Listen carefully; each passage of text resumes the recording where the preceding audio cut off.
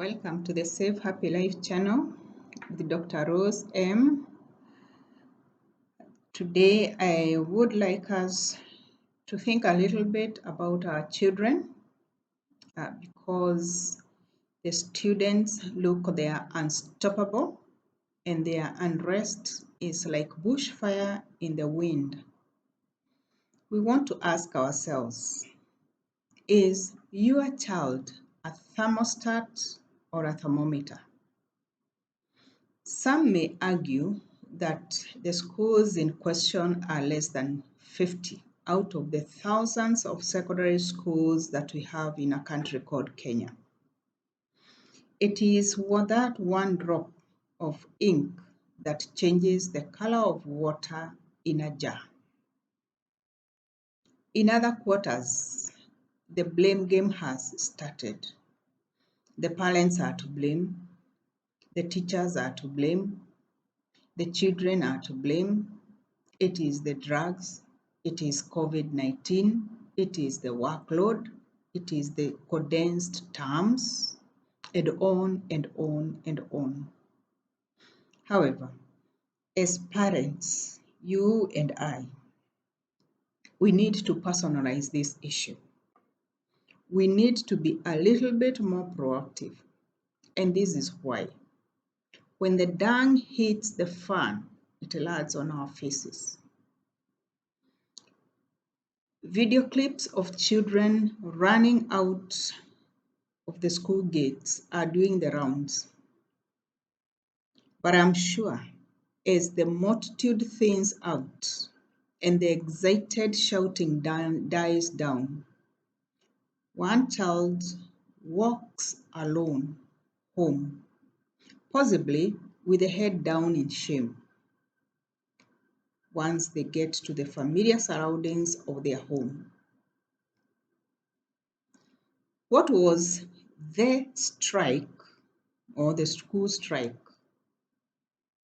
What was the children have gone on the rampage becomes my son, my daughter, your son, your daughter. What next? Home for 2 weeks and back to school, this time with the parent quietly walking through the school gate and the child in tow and a wad of bank bills to pay the damage.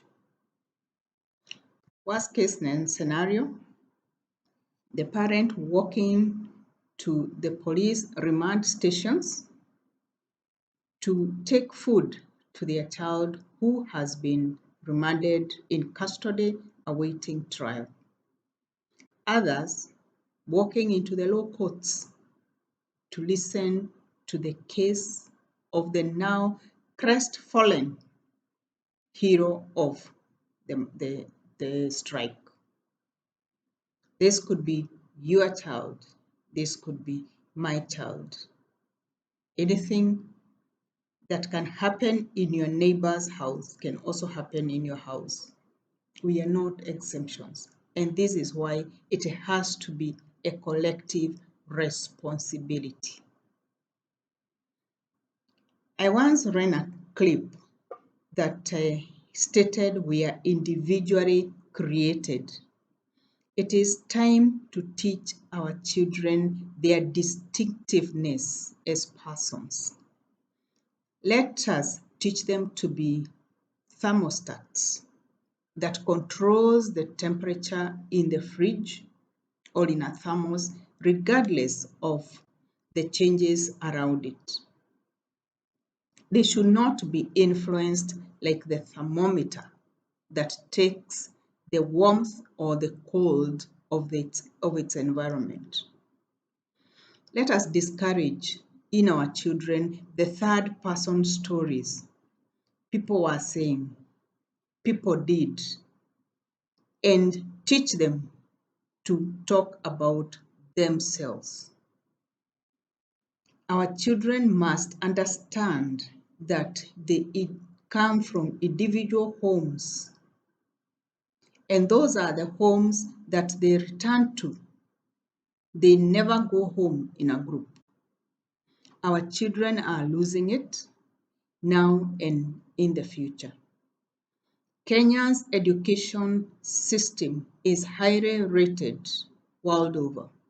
In fact, some countries exempt us from taking English exams when we seek jobs or higher education in those countries because they believe that our education is one of the best. In fact, rated one of the best in Africa. The world is watching.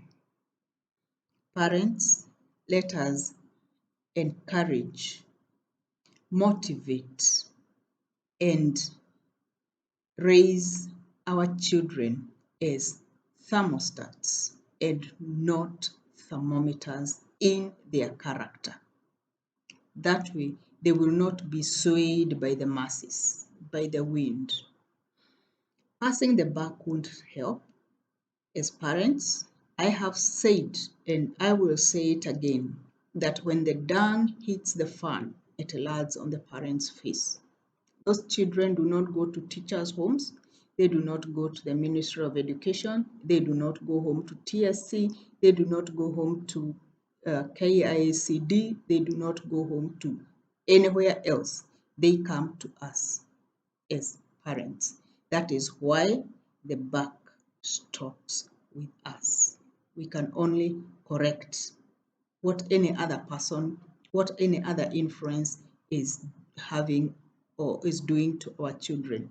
But the core responsibility of raising thermostats and not thermometers in the character of our children stops with us. Thank you very much. If you like what I have said, would you want to share? Please do. Hit the subscribe button if you have not subscribed, and God bless you. Bye bye.